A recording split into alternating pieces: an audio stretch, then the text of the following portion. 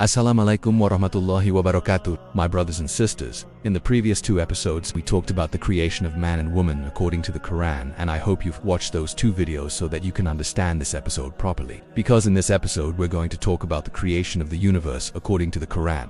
How did Allah create this universe? How did He create this cosmos? What is going to happen to it? What was it before? These are very important questions and answers that you need to know, inshallah, in this episode. So please listen attentively. Before we start, let me introduce our topic.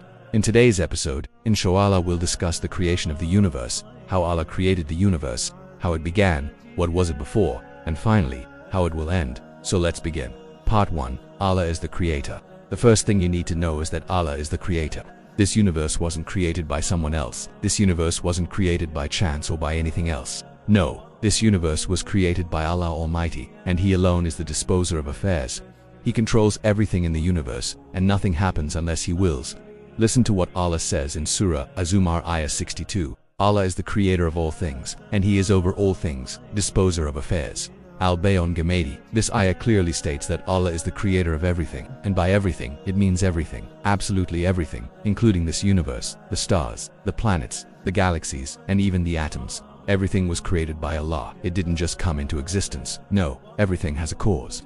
And the cause of this universe is Allah. And if everything has a cause, then this universe too had a cause, and that cause is none other than Allah Almighty. Furthermore, Allah says in Surah Al-Anbiya ayah 30, "Do not those who disbelieve see that the heavens and the earth were a joint entity, and we separated them and made from water every living thing? Then will they not believe?"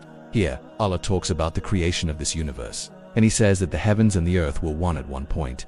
They were both together, but Allah Almighty split them apart. And when He split them apart, that means that there was a point when everything was still together. So everything we see today was created from something that was not there previously. In science, they call this the Big Bang. Basically, Allah says that the universe started from a small point, then everything began to expand and grow, and we now have these huge galaxies and stars and planets. And Allah says that from this water, which is a very minute thing, it's actually nothing. From this water, Allah created every living thing, so everything came into existence as a result of Allah's creation. Nothing existed before Allah created it. Now, part 2, the system of the universe. When Allah created this universe, He created it with perfect balance. There's no imbalance anywhere. There's no flaw anywhere. And even today, after billions of years, the universe is running smoothly. Everything is in its place. Even in a tiny cell, everything is in its place. There's no chaos, there's no confusion.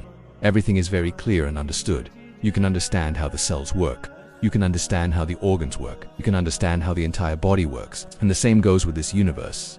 Everything is running in balance. We have the sun, the moon, the stars, the galaxies, the planets, everything working in balance. If anything were to change, if the sun were to stop shining, if the moon were to stop orbiting, if anything were to change, this balance would collapse and we would be plunged into darkness and chaos. But because Allah created the universe in balance and it is running in balance, we are able to survive and thrive on this planet. In fact, this entire solar system is thriving because of the balance that Allah created in the universe. In Surah Yasin, Allah tells us, "And the sun runs toward its stopping point."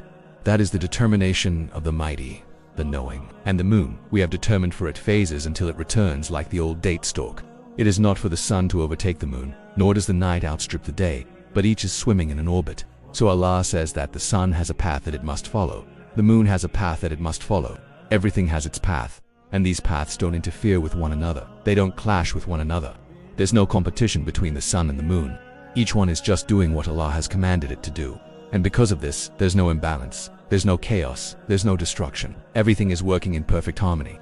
Furthermore, Allah says in Surah Al-Mulk ayah 3 and 4, "He who created 7 heavens in layers. You do not see any inconsistency in the creation of the Most Merciful. So return your vision. Do you see any breaks? Then return your vision twice again. Your vision will return to you humbled while it is fatigued." Here Allah is telling us to look around and see if there's any flaw in creation. See if there's any imbalance in creation. And He says that you will not find any imbalance, you will not find any flaw. Why? Because Allah is the creator. He created everything perfectly. And it is His perfect creation. Part 3, the end of the universe. Now, many people ask this question. If Allah created the universe, then who created Allah? Well, to answer this question, you have to understand that Allah is eternal. He always was, always is, and always will be. Time began with the creation of the universe, and Allah was not bound by time. So when Allah decided to create the universe, time started, but Allah was not bound by that time.